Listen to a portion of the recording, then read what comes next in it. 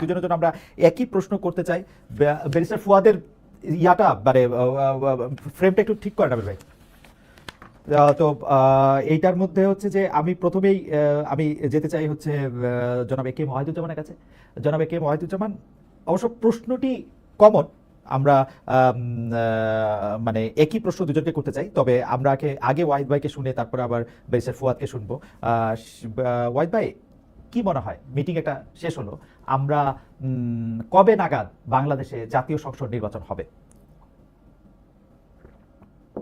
ভাই এবং আপনার মাধ্যমে যারা দর্শক আছেন, যারা শুনছেন দেশ বিদেশ থেকে, দেখুন মিটিং অবশ্যই খুব সুন্দর একটা মিটিং হয়েছে।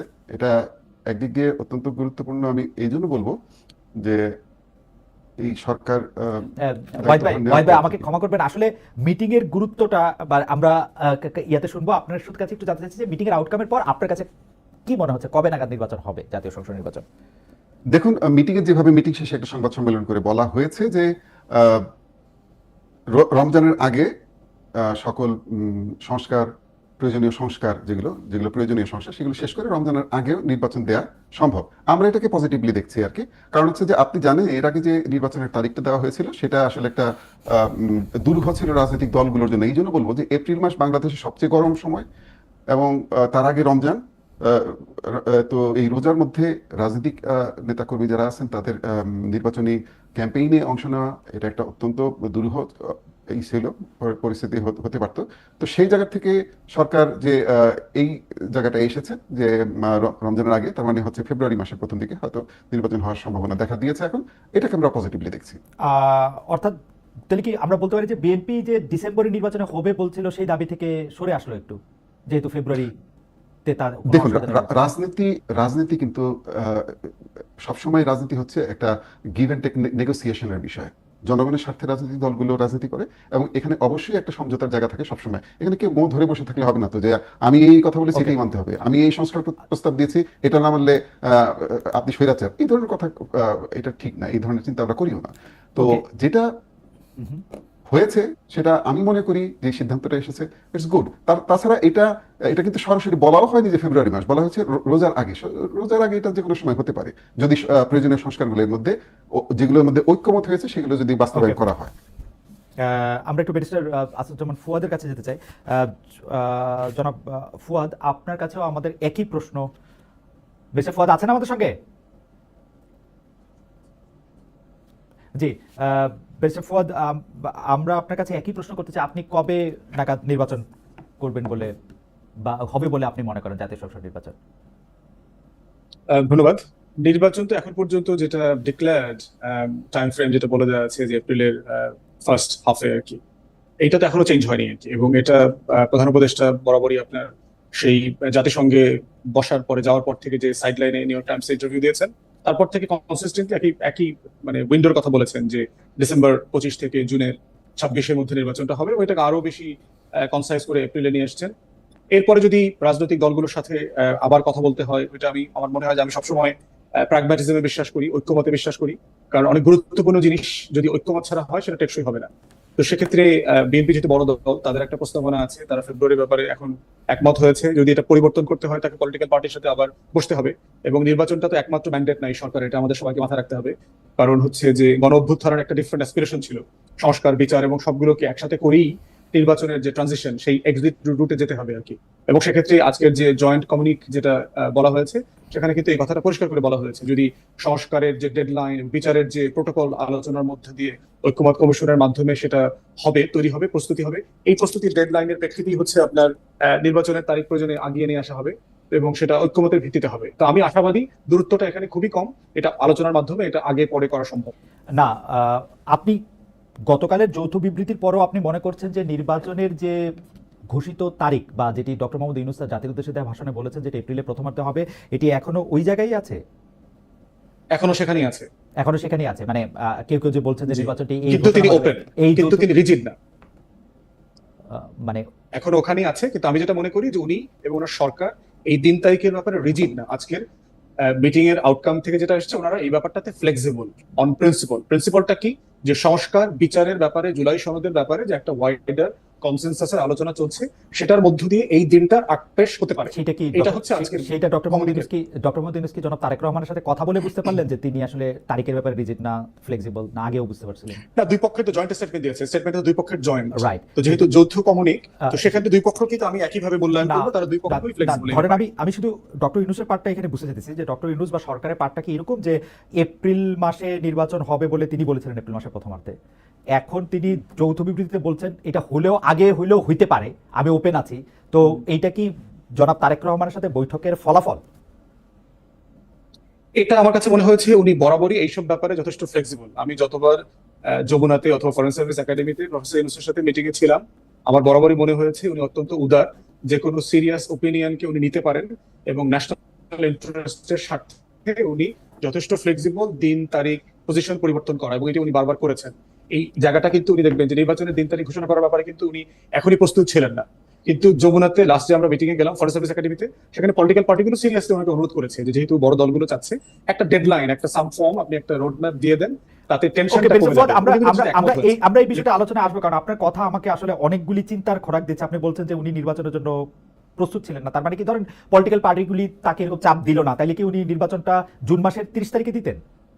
মানে সেটা তার ইচ্ছা ছিল? প্রস্তুত মানে বলছি ঘোষণাটা না, ঘোষণাটা হয়তো আরেকটু পরে দিতেন, সেটা বলছি। নির্বাচনের জন্য কেন কেন কেন নির্বাচনের ঘোষণাটা হয়তো আরেকটু কেন ঘোষণাটা কারণ হচ্ছে আমি যতটুকু ধারণা করেছিলাম ঐক্যমত কমিশনের মাধ্যমে সংস্কার এবং বিচারের জুলাই সনদের রোডম্যাপটা জুলাই আগস্ট নাগাদ ফাইনাল হয়ে যাবে। তখন আসলে আলোচনা করার প্ল্যান ছিল যে কতটুকু আমরা বাস্তবায়ন করব, কত দিনের মধ্যে করতে পারবো এবং কি পদ্ধতিতে করব, এবং এটার এন্ডে গিয়ে নির্বাচনটা কখন হতে পারে, ওই ধারাবাহিকতাতে নির্বাচনের আলোচনাটা আসবার কথা। কিন্তু যেহেতু রাজনৈতিক দলের একটা বড় অংশ নির্বাচনের রোডম্যাপ চাচ্ছে এবং উনি ওই অনুরোধটা রেখেছেন, অতএব ওনার এই ফ্লেক্সিবিলিটিটা ওনার মধ্যে আছে, এটা আমি দেখেছি বারবার আর কি, ন্যাশনাল ইন্টারেস্টে।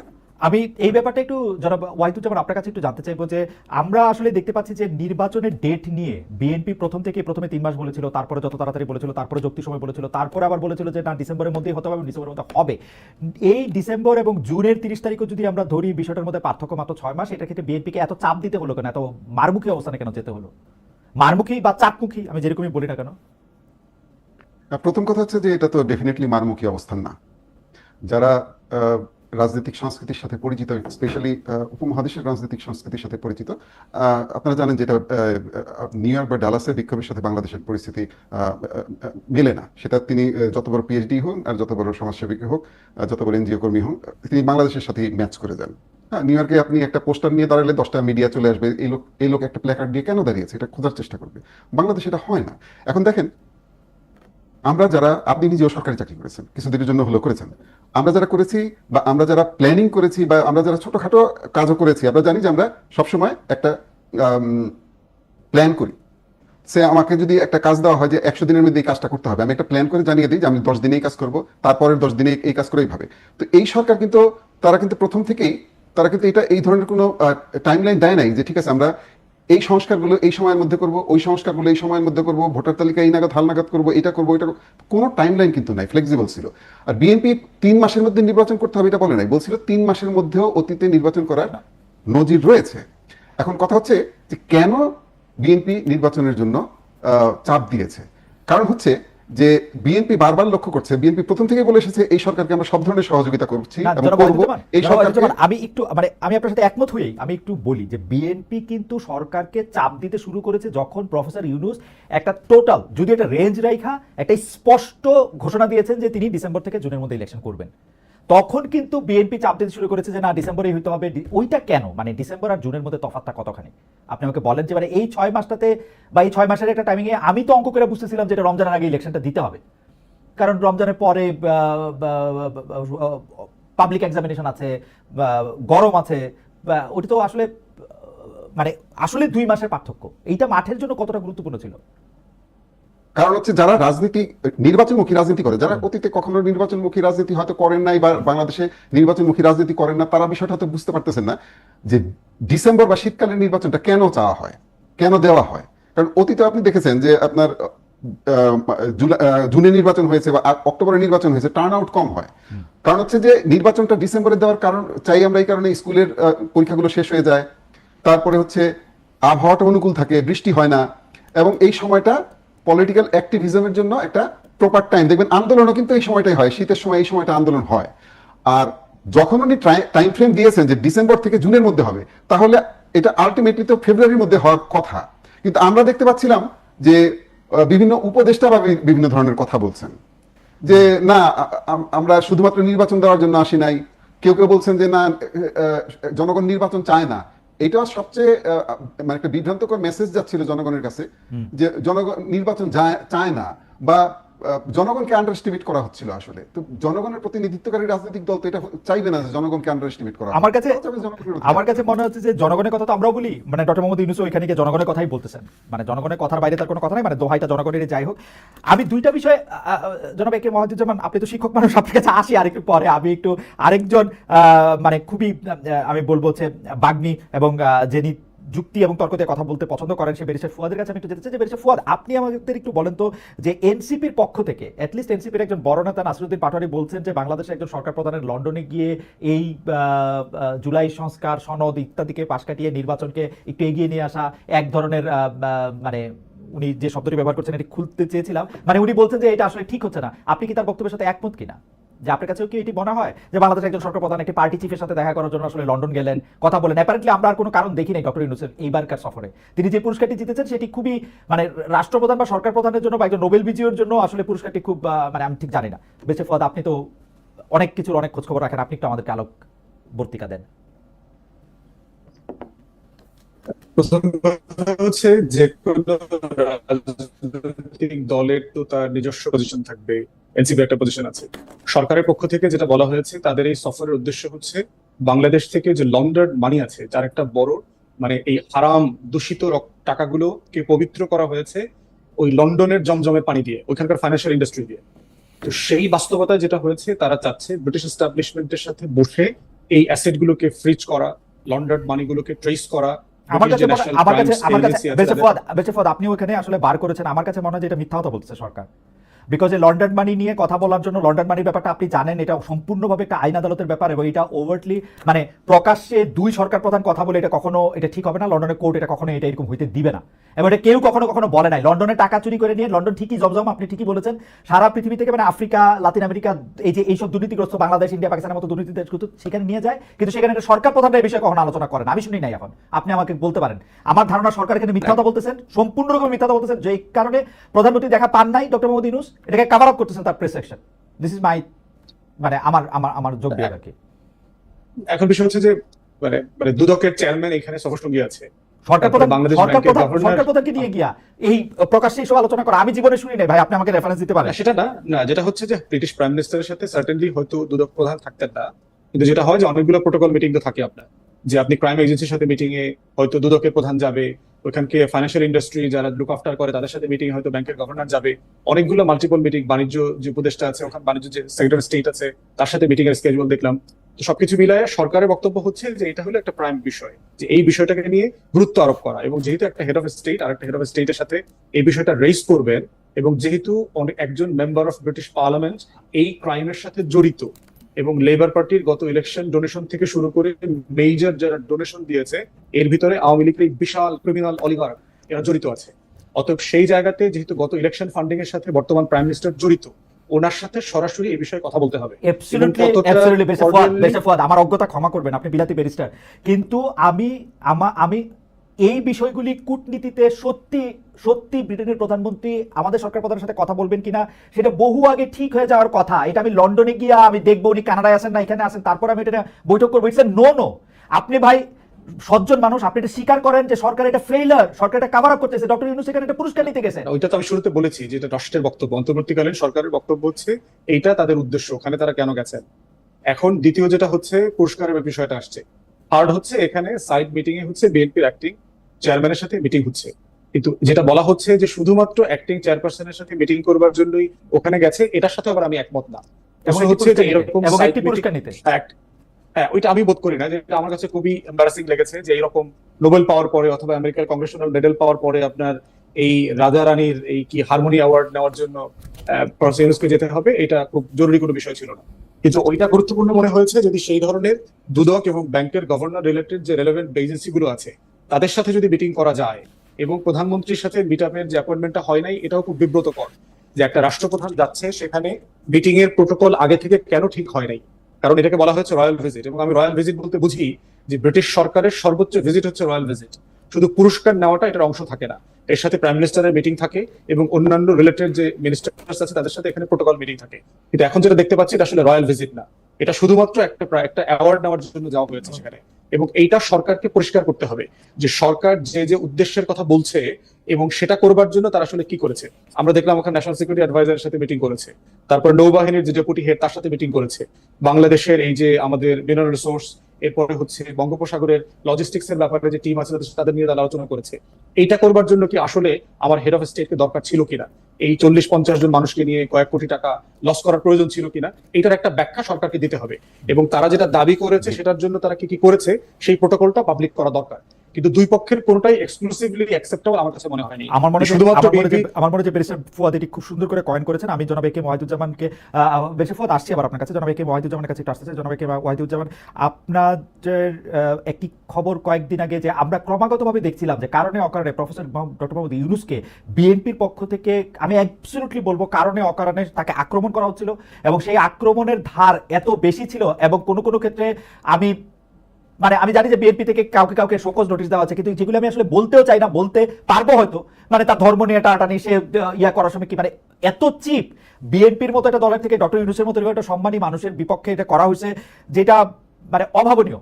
আমরা একটা খবর পড়েছি যে বেগম খালেদা জিয়াকে ইন্টারভেন করতে হয়েছে, বেগম খালেদা জিয়াকে বলতে হয়েছে যে তোমরা এরকমটা করো না, তারপরে পরিস্থিতি অন্যরকম হয়েছে। এই ব্যাপারটাকে আপনার জানা আছে কিনা? আমরা দেখতে পাচ্ছিলাম যে ডক্টর ইউনূসকে শত্রু বানিয়ে তোলার, এবং এজিফ ডক্টর মোহাম্মদ ইউনূস কি জানি কি করতেছেন, যেটা আমরা আসলে প্রতিহত করতে হবে এই মুহূর্তে। উনি যেন একটা বিরাট স্বৈরাচার, এরকম একটা জিনিস বিএনপির পক্ষ থেকে প্রচার বা করা হয়েছিল। ধন্যবাদ খালেদ মহিউদ্দিন ভাই। আসলে রাজনীতির মধ্যে একটা নতুন ডাইমেনশন যোগ হয়েছে এই টক শো গুলো। এখন টক শোতে যখন আমরা বসি তখন আমার পেছনে তো কেউ নেই, আমার আশেপাশে কেউ নেই ধরিয়ে দেওয়ার জন্য যে আমি কি করব। আমি আপনাকে একটা এক্সাম্পল দিতে পারি। শহীদ প্রেসিডেন্ট জিয়াউর রহমানের সময় একজন রাজনৈতিক নেতা, অত্যন্ত বিখ্যাত রাজনৈতিক নেতা, তিনি আরেকজন রাজনৈতিক নেতার বিপক্ষে, একজন প্রয়াত রাজনৈতিক নেতার সম্পর্কে খুব আজে বাজে বলা শুরু করলেন। উনি উঠে গিয়ে তার পিঠে হাত দিয়ে দুটা চাপড় দিলেন, তারপরে ঠান্ডা হয়ে গেলেন। আমি যখন টক শোতে বসেছি খালেদ ভাই, তখন আমি অনেক কথাই বলে ফেলতে পারি, স্লিপ অফ টাং বলতে পারি, জজবার কারণে বলতে পারি, অথবা আমার সমর্থকদের সস্তা বাহবা পাওয়ার জন্য বলতে পারি। এটা সঠিক না। এবং এই ধরনের ঘটনা যখনই ঘটেছে বিএনপির পক্ষ থেকে শোকজ দেওয়া হয়েছে, আগেও দেওয়া হয়েছে। এবং আপনাকে আরেকটা জিনিস আমি নিশ্চিত করতে পারি, এই ধরনের একটা না, ঠিক আছে ওয়াহিদ ভাই, আপনি নাহলে এটা নিশ্চিত করেন, কিন্তু আপনি আমাকে এটা বলেন ডক্টর মোহাম্মদ ইউনূসের এগেইনস্টে একটা স্মিয়ার ক্যাম্পেইন, যে ডক্টর মোহাম্মদ ইউনূস 5 বছর ক্ষমতায় থাকতে চান, তিনি ক্ষমতা ছাড়তে চান না, তার অনেক ভালো লাগতেছে ক্ষমতায় থাকতে, এবং তিনি বিভিন্ন রকম ষড়যন্ত্র করতেছেন এর সাথে তার সাথে, এগুলি বিএনপির পক্ষ থেকে বলা হয় নাই। টকশো কথা আপনি বাদ দেন, সভাতে বলা হয় নাই, শীর্ষ নেতৃত্বের পক্ষ থেকে বলা হয় নাই। বলা হয়েছে প্রত্যেকটাকেই তাদেরকে নিরুৎসাহিত করা হয়েছে বলার ক্ষেত্রে। আরেকটা বিষয় আমি আপনাকে বলতে পারি, এটা আমার ধারণা যে অনেকেই আহত হয়েছে উনি যখন নাকি জাপানে গিয়ে একটা তথ্য দিলেন, সংবাদ সম্মেলনে একটা কথা বললেন, সেটা হচ্ছে যে শুধুমাত্র একটি দলই নির্বাচন চাচ্ছে। ওয়াহিদ ভাই, আপনি কি নেরেশনটা পড়ছেন? আমি কিন্তু নেরেশনটার ইংরেজিটা পড়ে, আমি যদ্দূর বাংলা বুঝি, আমি বুঝি একটা দল নির্বাচন চাচ্ছে ডিসেম্বরে। উনি শুধু একটা দল বলে নাই, এবং সেটা উনি সিগনিফিকেন্স আরোপ করার জন্য এই আর্টিকেলটা ব্যবহার করছেন, একটা একটা বড় দল। আমি যদ্দূর ইংরেজি বুঝছি আর কি, ইটস নট যে একটা মাত্র উনি বলছেন। এটাও বিএনপির একটা আমি বলবো যে না, এটা নিউজ মিডিয়াগুলোর, আচ্ছা মানলাম, মিডিয়াগুলো এই ধরনের কাজ করে। আবার এটাও সঠিক খালেদ ভাই, সেটা হচ্ছে আপনি যখন সরকার প্রধান হবেন, আপনার আচরণটা সরকার প্রধানের মতোই হওয়ার।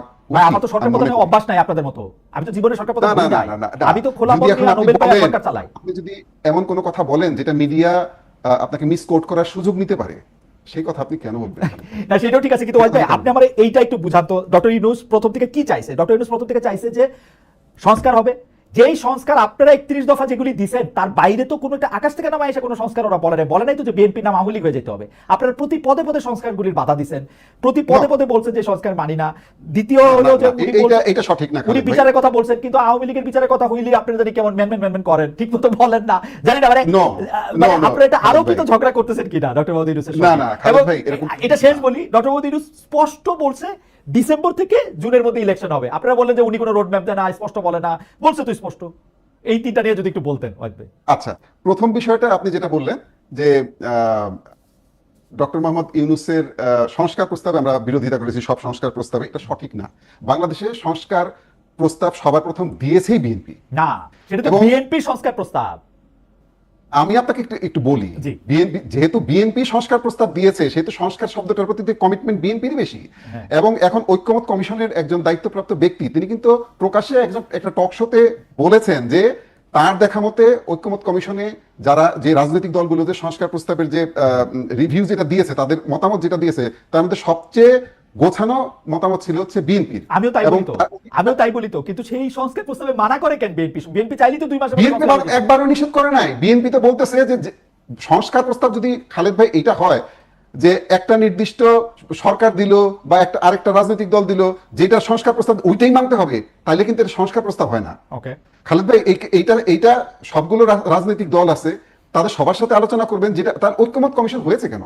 এখন এইটা আমি বলবো যে এটা একটা মিডিয়া ক্যাম্পেইন চলেছে বিএনপির এগেইনস্টে, যে বিএনপি সংস্কার চাচ্ছে না। এখন যদি আমি বলি যে অন্যরাও তো সংস্কার চায়, আমি একটা একটা করে ধরাই দিতে পারবো যে কে কোন সংস্কারের বিরোধিতা করতেছে। এইটা আমার কাছে মনে হয়েছে কিছু শিশু সুলভ আচরণ মনে হয়েছে।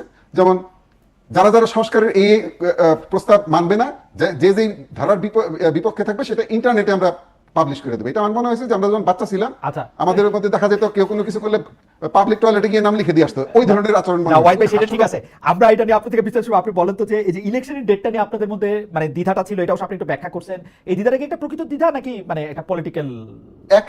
একেবারে অ্যাবসলিউটলি এটা আমরা আমাদের সমর্থকের কথা চিন্তা করেছি। কারণ বিএনপির সমর্থক, আমরা বিএনপির বিগত দিনের সবগুলো নির্বাচন আমরা যেটা দেখেছি, বিএনপি করে আসলে সমর্থকের বাইরে বিএনপির সবচেয়ে বড় শক্তিটা হচ্ছে ফ্লোটিং ভোট। ওকে, এই ফ্লোটিং ভোটার যারা, তারা আসলে একটু ভোট দিতে যাবে একটু সুবিধাজনক অবস্থান পেলে।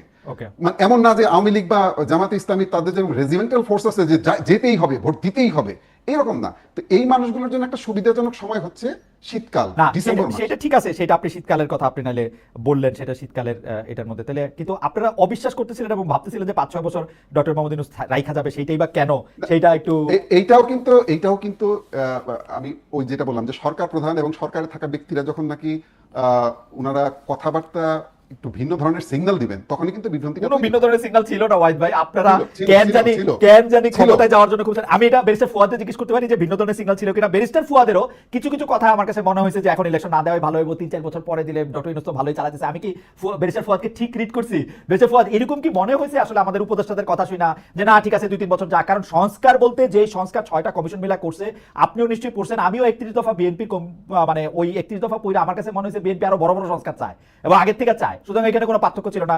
বিএনপি আওয়ামী লীগ দিয়া যেভাবে নির্যাতিত হয়েছে, বিএনপির কোনোদিন আওয়ামী লীগের সাথে মিশা যাওয়ার প্রশ্নই আসে না, ওই প্রসঙ্গটাও তোলা হয়েছে। আপনার কাছে কি এটা মনে হয়েছে যে বেশি ফত আমরা কি আপনাকে ভুল রিড করছি, সরকারকে ভুল রিড করতেছি? আমার কাছে যে এটা মনে হয়েছে যে সরকার এবং সরকারের উপদেষ্টারা এবং এনসিপি এবং কিছুটা ব্যারিস্টার ফুয়াদ এবং ব্যারিস্টার ফুয়াদের দল চায় যে এই সরকার এভাবেই ক্ষমতায় থাকুক। এটাকে আমরা ভুল রিড করছি আপনাকে? আপনি যদি একটু আমাকে বলেন। তার আগে আপনার অনুমতি আমি একটা খালি দর্শকদের জানতে চাইছিলাম যে প্রধান উপদেষ্টা ডক্টর ইউনূসের লন্ডন সফরের অন্যতম লক্ষ্য পাচার, অর্থ ফেরত আনা, অর্থ ফেরতের বিষয়ে কোনো অগ্রগতি হবে বলে মনে করেন কিনা? শতকরা 65% দর্শক মনে করেন যে হ্যাঁ অগ্রগতি হবে, শতকরা 35% দর্শক মনে করেন অগ্রগতি হবে না। এই বিষয়ে আমার মতামত আমি আগেই বলছি। ব্যারিস্টার ফুয়াদ, আমি একটু জানতে চাইবো যে আমরা আপনাদের আসলে একটু ভুল বুঝছিলাম কিনা, ভুল এখনো বুঝতেছি কিনা, এই সরকার আরো বেশি দিন ধরে থাইকা যেতে চায় কিনা, ডক্টর ইউনূসের খুব আরাম লাগতেছে কিনা এই যে সরকার প্রধান থাইকা বিভিন্ন দেশ ঘুরা 10 মাসে 11টা দেশ ঘুরছে অতি অকামে, এবং মানে উনি কি করছে না করছে এটা বুঝা আমি ঠিক বুঝি না। আপনি একটু আমারে বুঝাই দিলে আমি বা আমার দর্শক একটু। আপনি 2-3টা প্রশ্ন করেছিলেন তো আমাকে, আমি একটা অ্যানসার দিয়েছি আর 2টা পরে দেব। জি জি জি, অবশ্যই অবশ্যই অবশ্যই অবশ্যই অবশ্যই। আমি একটু বেশি ফুয়াদের কাছে একটু শুনতে চাই যে আমরা ভুল বুঝতেছিলাম কিনা, ভুল বুঝতেছিলাম। ভুল বুঝার আগে আমার মনে হয় যে বিএনপির একটা ইলেকশন ট্রমা আছে, যেটা আমাদেরকে অ্যাপ্রিশিয়েট করতে হবে। কারণ দেশের এত বড় একটা রাজনৈতিক দল 2001-এর পরে কোনো ভালো ক্রেডিবল ইলেকশন পায় নাই। 2008-এ একটা ইলেকশন ইঞ্জিনিয়ারিং শিকার হয়েছে সে। 100 সিটের ন্যূনতম তাকে 111-এর সরকার, দেশি বিদেশি শত্রুরা তাকে হারিয়েছে ন্যূনতম ভাবে। 14তে ইলেকশন থেকে বঞ্চিত করেছে। 18 সনে একটা ইলেকশন ট্র্যাপ করেছে, তাকে ডেকে নিয়ে রাতের ভোট করে ফেলেছে। অতএব সেই জায়গাতে বিএনপির ভিতরে একটা সিরিয়াস ইলেকশন ট্রমা আছে। তাকে অনেক কনস্পিরেসি থিওরি এখানে কাজ করছে। এবং আপনি যখন কন্টিনিউয়াসলি ইন্ডিয়ান মিসইনফরমেশন ক্যাম্পেইন হচ্ছে, Indian establishment, Indian foreign minister spokesperson, Indian military chief এবং আমাদের ডিপ স্টেটের বিভিন্ন এস্টাবলিশমেন্টের বক্তব্য যখন মিলে যাচ্ছে, তখন কিন্তু এটা বিএনপিকে নার্ভাস করে ফেলছে। এর ভিতরে আসছে যে মানবিক করিডোর, এখানে একটা ছায়া যুদ্ধের চেষ্টা করা হচ্ছে, এটার মধ্য দিয়ে জাতিসংঘ এবং আমেরিকার তত্ত্বাবধানে ইউনূস একটা যুদ্ধ লাগানোর চেষ্টা করছে, ইমার্জেন্সি ডিক্লেয়ার করা হবে, মানে দেশে আমার ইলেকশনটাকে আরো ডিলে করবে, প্রলং করবে। এই যে একটা ইন্ডিয়ান ডিসকোর্স এখানে বিশাল আকারের না, কিন্তু নেতৃবৃন্দ বেশ ফুয়াদ, রাজনৈতিক এটাকে দলকে আপনি- কনভিন্স বেশ করেছে। ফুয়াদ, এটাকে আপনি ইন্ডিয়ান ডিসকোর্স বলতেছেন, কিন্তু আমি তো দেখছি যে দেখেন ওখানে মানবিক করিডোর হবে না, ত্রাণ করিডোর হবে, আমরা কিন্তু জানতাম না আনটিল এন্ড আনলেস পররাষ্ট্র উপদেষ্টা আমাদেরকে বলেন এই কথা। আমরা এটা জানতাম না যতক্ষণ পর্যন্ত ওনার হাই রিপ্রেজেন্টেটিভ এই কথা না বলেন, আমরা কিন্তু জানতাম না। ইন্ডিয়ান মিডিয়া, তাও কতিপয় মিডিয়া এগুলি নিয়ে কথা বলতে শুরু করছে অনেক পরে। ডক্টর ইউনূস আমাদেরকে মিথ্যাবাদী বললেন যে আমরা নাকি মিথ্যা কথা বলতেছি, এখানে কোনো কিছু হয় নাই, কিন্তু উনার উপদেষ্টা, উনার দুই উপদেষ্টা দুইবার উনার প্রেস সচিব এগুলি নিয়ে কথা বলছেন। উনি কি কানে শুনতে না, পান না শুনেন না আমি জানি না, কিন্তু না খালিদ ভাই, দেয়া হয়ে গেছে, চুক্তি হয়ে গেছে যে ধরনের কথা ইন্ডিয়ান মিডিয়াতে আসছে। কারণ আপনি জানেন যে যেটা গোয়ান লুইস বাংলাদেশের জাতিসংঘের যে আরসি আছে, আবাসিক সমন্বয়কারী, উনি কিন্তু পরিষ্কার করে বলেছেন এটা ইন্টারন্যাশনাল একটা প্রোটোকল আছে, দুইটা রাষ্ট্র এখানে আগে একমত হইতে হবে করিডোরের ব্যাপারে, তারপরে হচ্ছে জাতিসংঘ এটা সুপারভাইজ করে ইন্টারন্যাশনাল যে রুলস আছে, প্রোটোকল আছে, অবশ্যই। 1941 এর যে কনভেনশন আছে সেগুলো দিয়ে করবে। ফুয়াদ ইন্ডিয়ান মিডিয়ারে আমি ধর্তব্যের মধ্যেই নেই না, যে মিডিয়াগুলির মধ্যে আছে। আমি সরকারের কথা বলতেছি। ডক্টর ইউনূস একদম স্পষ্ট বলছে ওখানে কোনো মানবিক করিডোর, ত্রাণ করিডোর এগুলি কোনো কথা নাই, পুরোটাই ভুয়া। ভুয়া না তো? না, না, আমরা আলোচনা কোথায় হয়েছে। জানবো? না, আমরা আলোচনাটা কোথায় হয়েছে না, যেটা হয়েছে আমি যেটা সবগুলো বক্তব্য থেকে নিয়েছি যে রোহিঙ্গা প্রত্যাবর্তনের যে আলোচনাটা চলছে সেখানে এরকম একটা করিডোরের কেমনে? আলোচনা বেশ ফুয়াদের কেমনে সম্ভব? আপনি আমার বলেন, প্যাচটা আপনি দেখেন, প্যাচটা আপনি হতে দেখেন, পারে তো, প্যাচটা আপনি দেখেন। এটা তো সিকিউরিটি ইস্যু তো খালিদ না, ভাই, এটা না, না, সিকিউরিটি না, ইস্যু, রাষ্ট্রের প্রত্যেকটা আলোচনা তো আপনি আপনি প্যাচটা করেন। দেখেন, আপনি বিএনপি ট্রমাটার কথা আপনি বললেন, আপনি প্যাচটা দেখেন, আপনি বার্মার সাথে কূটনৈতিক সম্পর্কও রাখছেন, আবার আরাকান আর্মির সাথেও কথা বলতেছেন প্রকাশ্যে। আপনি সরকার, আপনার উপদেষ্টা এটাতে কথা বলতেছে, তো এটাতে তো বিএনপি যে এখানে একটা যুদ্ধ পরিস্থিতি হবে, বিএনপি তো এই ধারণার বাইরে থেকে কেমনে যাবে? এটা ইন্ডিয়ান মিডিয়ার আপনি বাদ দিয়ে রাখেন, ইন্ডিয়ান মিডিয়া আপনি বাদ দিয়ে রাখেন। গাজা হবে, এখানে ফিলিস্তিন হয়ে যাবে, এখানে আমরা এই ইসরায়েলের মতো একটা হেজিমনিক ওয়ারে জড়ায়া যাব, মানে এটা ইজ টু ফার, মানে টু রিমোট এই আলোচনাটা করা। আপনি যেটা করতে পারতেন এই আলোচনাটা অন মেরিট বাংলাদেশের সিকিউরিটি ডিসকোর্স থেকে আপনি করতে পারতেন। আপনি ইন্ডিয়ান বক্তব্যটা না খেয়ে আপনি সরাসরি বলতে পারতেন যে এইটা আমাদের ন্যাশনাল সিকিউরিটির জন্য একটা ভায়াবল প্রপোজিশন কিনা, বিকল্পটা কি হতে পারে।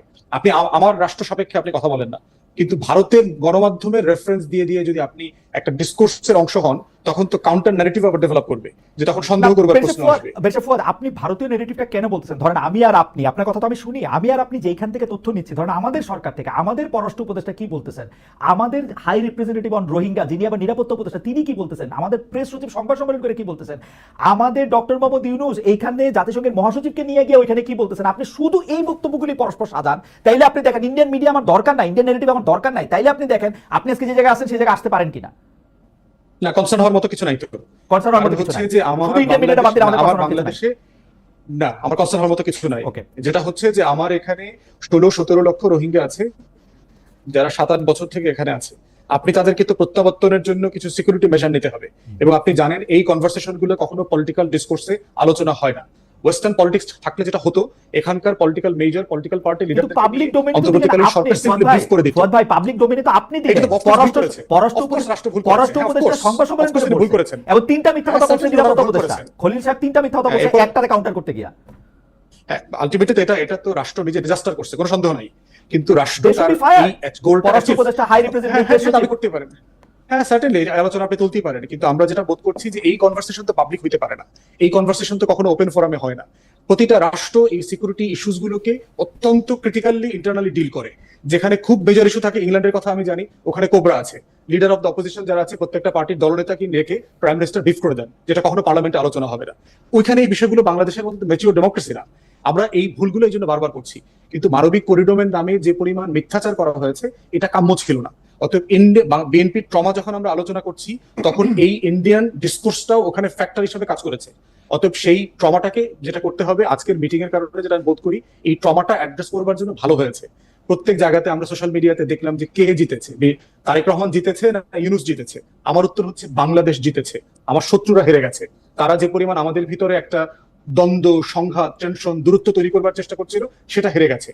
এর আগে আপনি বলেছেন যে আমরা এনসিপিরা মিলে ইউনূস ছেড়ে 3-4 বছর, দেখবেন এরকম আপনি জানেন যে আমি আমার বক্তব্য কেটে কেটে কিভাবে রিল বানানো হচ্ছে। আমি লাইটটা পুরো করি। সেনাবাহিনী, ভারত আর বিএনপি হচ্ছে এক দল, এনসিপি ডক্টর মোহাম্মদ ইউনূস এবং ব্যারিস্টার ফুয়াদ সহ আরো যারা আছেন তারা হচ্ছেন এক দল, তারা হচ্ছেন দেশবিরোধী শক্তি এবং ওনারা সরকারি দল। হ্যাঁ, ওনারা সরকারি দল, আমরা বিরোধী দল, এরকম না, আপনারা সরকারি দল, আপনারা সরকারি দল। ইউনূস সাহেব ওয়াহিদ ভাই বিরোধী দল। হ্যাঁ হ্যাঁ হ্যাঁ, আর্মি হচ্ছে, দেখেন ডিজিএফআই হচ্ছে ইউনূস সাহেবের আন্ডারে, ডিজিএফ এর ফেইলরও সেনা প্রধানের উপরে যায় এবং বিএনপির উপরে যায়। খুব ইন্টারেস্টিং। কিন্তু একটা বিষয় হলো খালেদ ভাই, আমি একটু আসতেছি, ফুয়াদ ভাই একটু শেষ করে আসতেছি, একটা মিনিট, ফুয়াদ একটু শেষ করে আমরা আসতেছি। আমি শেষ করে ফেলি। একটা বিষয় হচ্ছে যে মানে রাষ্ট্র কোন জায়গা থেকে গণ অভ্যুত্থান পরবর্তীতে আপনার দায়িত্ব দিয়েছে এই সরকারকে, এটা কিন্তু একটা রেগুলার 90 দিনের একটা কেয়ারটেকার গভর্নমেন্ট না। Every institutions of the country have been broken into pieces. কোনো মানে ফাংশনাল প্রফেশনালিজম আমার রাষ্ট্রের কোনো জায়গাতে নাই। সিভিল ব্যুরোক্রেসি বলেন, মিলিটারি ব্যুরোক্রেসি বলেন, সচিবালয় বলেন, এভরি ইনস্টিটিউশনস সিম্পলি একটা সিন্ডিকেটেড ক্রিমিনাল গ্যাংয়ে পরিণত হয়েছে প্রত্যেকটা প্রতিষ্ঠান। আমাদের পুলিশ বাহিনী বলেন, ল এনফোর্সমেন্ট এজেন্সিজ বলেন, ইন্টেলিজেন্স এজেন্সি বলেন, প্রত্যেকটা জায়গায়। সেই রকম একটা জায়গায় আপনার আচরণ প্রত্যেক জায়গায় আপনি প্রফেশনাল করতে পারবেন, বাস্তবতা তা না। ভিতরের খবর আপনিও জানেন, ওয়াহিদ ভাইও জানে, আমরাও জানি। আন্তরিকতা থাকার পরেও সিম্পলি কোনো ফাংশনাল ডিসকোর্স রেজাল্ট নিয়ে আসতে তারা পারছে না। দিনের ব্যাপারে যেটা হয়েছে যে আমি একটা ইন্টারভিউতে কদিন আগে বললাম যে ভারতীয় গণমাধ্যমে বলা হচ্ছে নির্বাচিত সরকার না আসা পর্যন্ত কোনো স্থিতিশীলতা আসবে না। আমার বক্তব্যটা নির্বাচিত ভারতীয় গণমাধ্যম বলেছে, এই অংশটা কেটে দিয়ে বললেন যে ব্যারিস্টার ফুয়াদও এখন বিশ্বাস করেন যে নির্বাচিত সরকার ছাড়া দেশ স্থিতিশীল হবে না। ক্যান্টনমেন্টের বক্তব্য, বিভিন্ন বক্তব্য এরকম আসছে। ঐক্যমতের ব্যাপারে আমি বলেছি, আমরা প্রথম দল, রাজনৈতিক দল যারা আগস্ট মাসে প্রফেসর ইউনূসকে লিখিত দিয়ে এসেছি যে 18 মাস থেকে 24 মাসের ভিতরে নির্বাচন করতে হবে, কোনোভাবে এর বাইরে গেলে আপনি সিচুয়েশন নিয়ন্ত্রণ করতে পারবেন না। প্রথম রাজনৈতিক দল হিসেবে আমরা লিখিত প্রস্তাব দিয়েছি। তারপরে উনি সেপ্টেম্বরে জাতিসংঘে গিয়ে নিউ ইয়র্ক টাইমসের ইন্টারভিউতে উনি বলেছেন ডিসেম্বর থেকে জুনের মধ্যে নির্বাচন হবে। এবং আমরা কিন্তু আমাদের পজিশনে কনসিস্টেন্টলি একই জায়গাতে আছি যে ডিসেম্বর থেকে জুন যেটা আমরা প্রস্তাব দিয়েছি অরিজিনাল।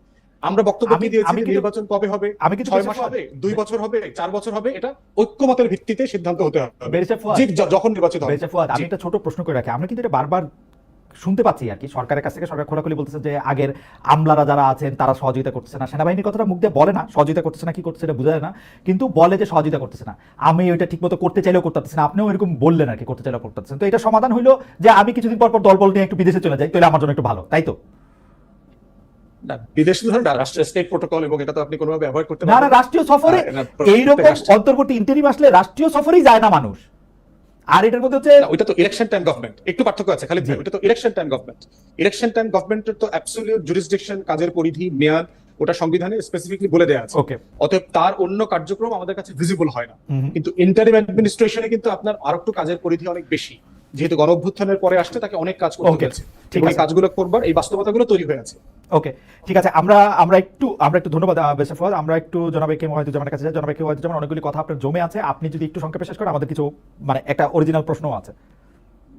প্রথম কথাটা হচ্ছে আওয়ামী লীগ নিষিদ্ধ করার বিষয়টা। দেখেন, ব্যারিস্টার ফুয়াদি এখানে আছেন, ওনার প্রতি সম্মান জানিয়ে বলছি, গত আওয়ামী লীগ আমলে যে পরিমাণ রিপ্রেশন বিএনপির উপর দিয়ে হয়েছে, বিএনপি তো ভিকটিম, বিএনপি কেন আওয়ামী লীগের বিচার চাবে না? এই যে একটা ক্যাম্পেইন চালানো হয়েছে, টাকা খায় যাবে না?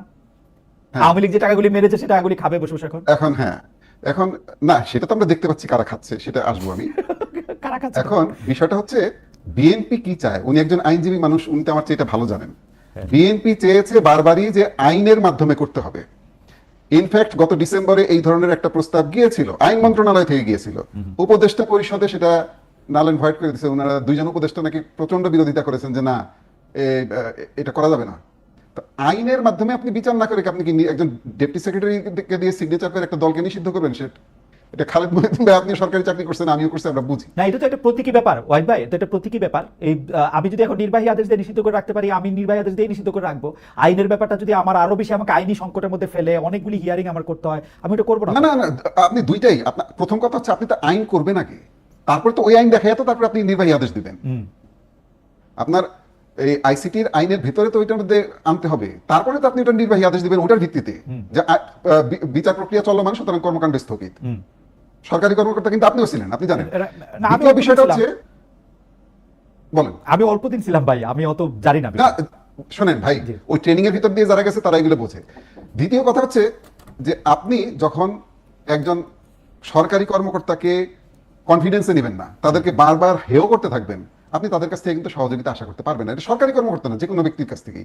দেখেন, কম্পিটিটিভ পরীক্ষা দিয়ে দেশের সবচেয়ে মেধাবী মাথাগুলো সরকারি চাকরি করতে যায়। আপনার অনুমতির কথা একটা অনুমতি নিয়ে কথা কই, এইটা মোটামুটি আমরা সবাই জানি। কিন্তু আমি এখন কি করবো? আমি এখন সরকার, আমি দেখতেছি সব জায়গায় বিএনপির আর সিকি জায়গায় জামাতের লোক বসে রয়েছে, তারা পরিচয় দেয় ভাই আমি বিএনপি সৈনিক, আমি ওয়াহিদ ভাইয়ের লোকে কাম করছি, আমি করবো কি? আমি ওর দিয়ে কাজ করতে পারি না তো। ফ্যাক্ট, আপনি আওয়াজের চোটে, যুগ্ম সচিব থেকে সচিব পর্যন্ত বিএনপি জামাতের আওয়াজের চোটে এত টিকাই যায় না। আপনি সত্যি, আমি আপনাকে কইলাম এই অনুষ্ঠান শেষ করে আপনার কাছে 3টা তদবির করবো আমার 3 বন্ধুর, যে তার বিপদে আছে সে। না, বিষয়টা হচ্ছে যে সবাই কিন্তু ওয়াহিদ ভাই, তাকে আপনি বুঝতে কেস পারছেন, এর সরকারি দলকে- ক্ষমতায় আসার সম্ভাবনা আছে। হ্যাঁ ওয়াহিদ ভাই বুঝছেন, সরকারি দলকে যে আপনারা যে বললেন আপনি বিরোধী দল, এটা খালিদ ভাই কার কাছে তদবির করবে বুঝতে পারছেন? না, আমার কাছে কিন্তু তদবির করবে না। না, আপনার কাছে বিষয়টা তদবির আছে, এটা আপনার কাছে শুনতে যত তদবির আছে। সুন্দর শোনাচ্ছে, বিষয়টা তো সুন্দর না। আচ্ছা জি ওয়াইড কারণ হচ্ছে যে ওই যে যেহেতু আমিও সরকারি চাকরি করে আসছি, উনিও করে আসছেন, সরকারি চাকরিজীবীদের মানে দুঃখটাও আমরা বুঝি যে ছাত্র উপদেষ্টা বসায় দেওয়া আছে প্রত্যেকটা মন্ত্রণালয়ে, প্রত্যেকটা ডিসি অফিসে, প্রত্যেক মানে সব জায়গায়, এবং এরা যে এই ধরনের তদবির নিয়ে যাচ্ছে এগুলো তো আরো ভয়ঙ্কর। এরা যেভাবে একজন ক্লাস 1 অফিসারকে, একজন ডিসি কে যেভাবে ডিকটেট করে, সেটা আরো ভয়ঙ্কর না? এগুলো নিয়ে বলতে চাই না কেন, সবাই জুলাই যোদ্ধা পরিচয় দেয়, জুলাই যোদ্ধা পরিচয় দিয়ে, কিন্তু এগুলো বাড়তে থাকবে। আচ্ছা, আরেকটা বিষয় যেটা ছিল, যেটা বললেন যে এই যে বার্মা অ্যাক্টের মাধ্যমে কিছু ঘটনা ঘটেছে, এইটা রাষ্ট্রীয় গোপন, এইটা ইত্যাদি ইত্যাদি। ভাইরে, এইটা যদি গোপন সিদ্ধান্তই হবে, তাহলে সবার আগে আপনার উপদেষ্টাকে এই বিষয়ে বোঝাইতে হবে কোন জিনিসটা কোথায় বলতে হয়। আমি সোশ্যাল মিডিয়ায় আমার ফেসবুকে যেটা লিখবো সেটা আমি খালেদ মহিউদ্দিন ভাইয়ের টক শোতে এসে বলবো না।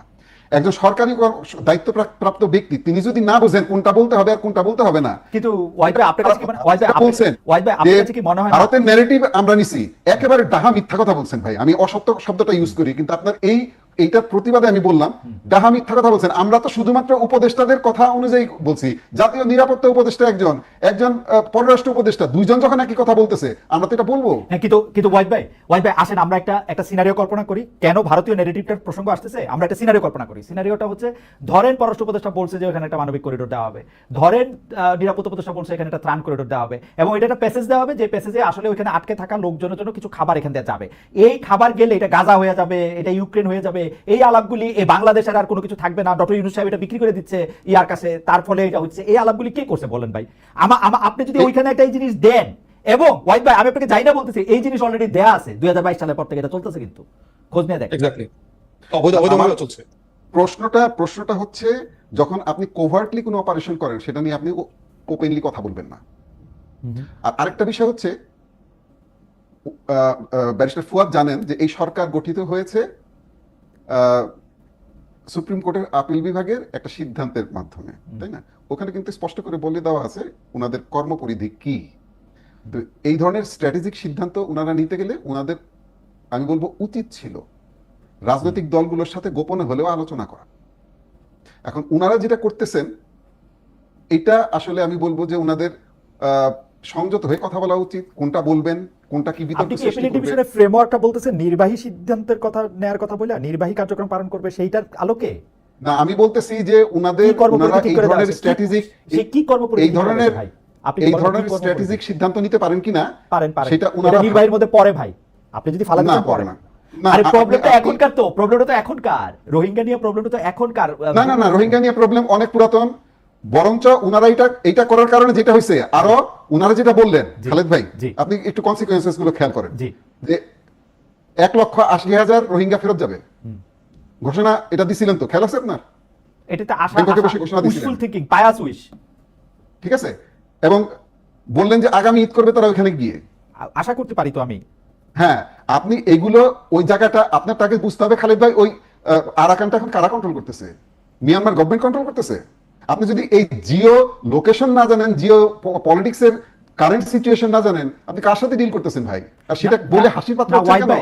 আপনি বললেন 1,80,000 ফেরত যাবে, 1,15,000 চলে আসলো। না, মিয়ানমার গভর্নমেন্ট কন্ট্রোল করতেছে না বলেই তো আমার আরাকান আর্মির সাথে একটা কথা বলা দরকার ছিল। আরাকান আর্মির সাথে কথা বলে ওপেন চ্যানেলে করবেন? হ্যাঁ জি, সেটাকে ওপেন চ্যানেলে করবেন, সেটাকে মিডিয়ায় বলে বেড়াবেন? এই সরকার ট্রান্সপারেন্ট, সেজন্য বলছে সবাই। না, ট্রান্সপারেন্ট হইলে তারা বিরোধী দলগুলোর সাথে, সব রাজনৈতিক দলগুলোর সাথে বসবে তো, আপনাদের সাথে শুধু বসে নাই, আর সবার সাথে বসছে। এনসিপির সাথে বসছে, ফুয়াদ ভাইয়ের সাথে আলাপ করছে তো। ফুয়াদ ভাইরা জানতেন যে ওনারা মানবিক করিডোর দিচ্ছে? হ্যাঁ জানতেন তো, উনি তো আজকেও বললেন যে এটা ঠিক আছে দেওয়া, আমি ওনার সাথে একমত হয়েছি, অসুবিধা নাই, দেওয়া ভালো তো।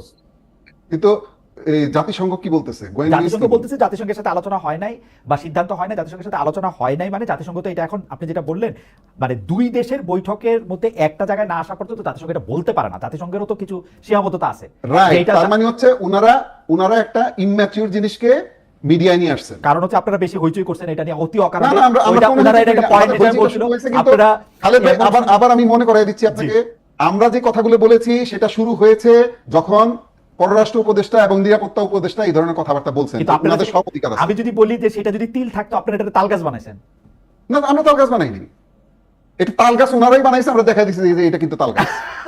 আচ্ছা, খুবই আচ্ছা, আওয়ামী লীগ সম্পর্কে আপনি যদি আরেকটা শেষ কথা বলেন, আওয়ামী লীগের প্রতি কি আপনারা একটা গোপন নিবিড় এবং কি বলবো একটা একটা একটা কেমন জানি একটা ভালোবাসা অনুভব করতেছেন? মানে যেটা অভিযোগ করা হচ্ছে আপনাদের সাথে যে বিএনপি আসলে প্রাণপণে চাচ্ছে যাতে আওয়ামী লীগও থাকে এর মধ্যে থেকে কোনো না কোনো ভাবে কোনো না কোনো ফরম্যাটে, এইটার সম্পর্কে যদি একটু বলতেন যে মানে আপনারা আওয়ামী লীগকে আসলে কি দেখেন বা আওয়ামী লীগকে কি চান?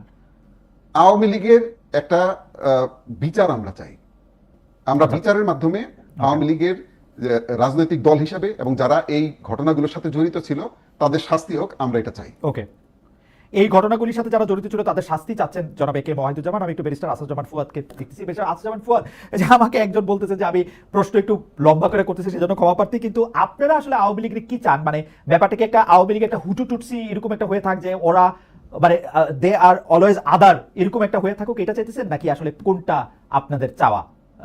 এবং যেটা আপনার সেটা কথার প্রসঙ্গে কথা আসা। আরেকটা কথা হচ্ছে বরিশাল প্রেস ক্লাবে এক সংবাদ সম্মেলনে গতকাল আপনি বলেছিলেন যে সাবেক রাষ্ট্রপতি আব্দুল হামিদের বিদেশ যাওয়া আসার বিষয়টি নিয়ে মানে তার বিদেশে যাওয়া আসা যাওয়ার কোনো বিধিনিষেধ নেই আপনি বলছেন, তাহলে কেন তাকে বিদেশ যেতে বাধা দেওয়া হবে? এই প্রসঙ্গেও আপনি যদি একটু বলতেন। মিস্টার ফুয়াদ।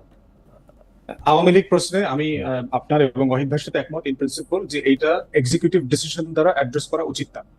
এবং আমি আপনার সেপ্টেম্বর মাস থেকে আওয়ামী লীগ কোশ্চেন অন্তর্বর্তীকালীন সরকার কিভাবে ডিল করা উচিত তার একটা পুরো মানে প্রোটোকল আমি বলেছি পাবলিকলি, বহুবার। এবং আমি এটা প্রস্তাব করেছিলাম যে আমেরিকার কংগ্রেশনাল হিয়ারিং মডেলে এটার একটা গণশুনানি হওয়া দরকার, যেখানে বাংলাদেশের যে কোনো নাগরিক রেজিস্ট্রেশন করে লিখিত অথবা অনলাইনে অথবা সশরীরে মতামত দিতে পারবে।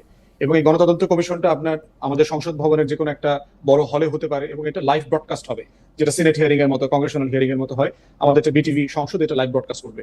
সেখানে আমাদের যারা অংশীজন আছে, রাজনৈতিক দল, শহীদ পরিবার, আহত পরিবার এবং এভরিবডি, মানবাধিকার কর্মী যারা ছিলেন, লয়াররা ছিলেন, দেশি বিদেশি সাংবাদিকরা ছিলেন, সবাই মতামত দেয়।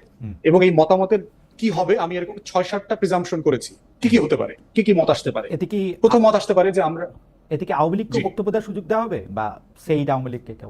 না, আওয়ামী লীগকে, কারণ তো তার এটা তো ট্রায়াল না, এটা হচ্ছে গণ অভ্যুত্থানের পরাজিত শক্তি। ওকে, তাকে নিয়ে আসলে কি করা উচিত?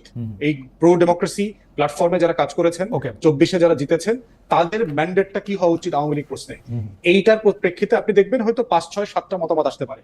আপনি দ্বিতীয় বিশ্বযুদ্ধের পরে নাৎসি অথবা ফ্যাসিস্টদেরকে যেভাবে ডিল করেছে সেটা করতে পারেন। আপনি সাউথ আফ্রিকান মডেলে, ট্রুথ এন্ড রিকনসিলিয়েশন মডেলে ডিল করতে পারেন। আপনি এটা অ্যাটর্নি জেনারেল মতামত নিতে পারেন রাষ্ট্র। আপনি আইসিটি তে রেফার করতে পারেন। এখন সরকার আওয়ামী লীগকে যেরকম নির্বাহী আদেশে নিষিদ্ধ করেছে ওইটা কি ঠিক আছে বলে আপনি মনে করেন, নাকি বিএনপি যেরকম বলে যে বিএনপি যেরকম বলে যে না, নির্বাহী আদেশে না করে এটা একটা কোর্টের আদালতের আইনের মাধ্যমে এটা করা হলে এটা ভালো হতো? ওইটা একটা আমি বলেছি যে গণতদন্ত কমিশন অথবা গণশুনানি করলে যেটা হতো আপনি 6-7টা মডেল পেতেন। এরপরে যেটা হতো এই মডেলগুলোকে দিয়ে আপনি রেফারেন্ডামে দিয়ে দিতেন জনগণের কাছে যে আমরা আওয়ামী লীগের প্রশ্নে এই 7টা মতামত পেয়েছি, আপনি কোনটার সাথে একমত, অথবা আপনার ভিন্ন মতের জায়গাটা কোথাও সেটাও বলেন। তাহলে যেটা হইতো যে এত বড় একটা সিদ্ধান্ত নেওয়ার ক্ষেত্রে জাতীয় ঐক্যমত প্রতিষ্ঠার জায়গাটা আমরা করতে পারতাম এবং সেখানে জুডিশিয়াল ওভারসাইট থাকতো, পাবলিকের ম্যান্ডেট থাকতো। সিম্পলি যেই প্রসেসে আপনাকে এই মানে কয়েকটা মিছিল মিটিং করে যেভাবে ছাত্রলীগকে নিষিদ্ধ করা হয়েছে, এই প্রসেসগুলো ওয়ার্ক করে না। এবং এমন একটা আইন দিয়ে করা হয়েছে যেটা দিয়ে জামাতকে নিষিদ্ধ করা হয়েছিল গত সরকারের শেষ দিকে, ওয়ার্ক করে নাই, ফাংশনাল হয়নি। কারণ গণ অভ্যুত্থানের একটা বড় ঘটনা। সরকার তাহলে এই পথে কেন হাঁটলো? আমার কাছে মনে হয়েছে একটা জিনিস আপনি এক জায়গায় দুষ্টামি করে বলেছেন যে আমি তো রাজনীতি করি নাই ভাই, আমি তো সাদামাটা ভাবে যা বুঝি তাই করি, জনগণ আমাদেরকে 5 বছর দেখতে চায়। একজন উপদেষ্টা বলছে না, আমি বাজারে গেছিলাম, সবাই বলছে স্যার 5 বছর থাকেন।